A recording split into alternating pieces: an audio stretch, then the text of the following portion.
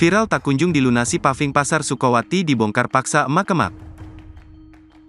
Salah satu subkontraktor Pasar Sukowati Sragen melakukan aksi protes karena upahnya tak kunjung dilunasi PT Darlin Audia, Rabu, tanggal 31 Mei tahun 2023. Aksi protes tersebut berupa melakukan pembongkaran paving eks Pasar Ngelangon, Kabupaten Sragen. Kami dirugikan, karena haknya dibayar belum terbayarkan.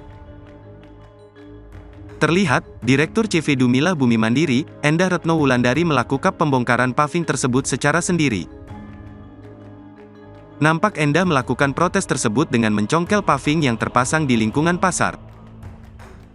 Terlihat, beberapa paving dicongkel itu ditata rapi.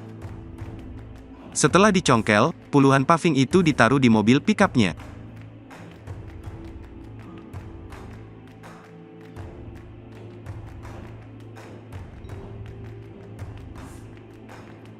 Terima kasih sudah nonton, jangan lupa like, subscribe, dan share ya!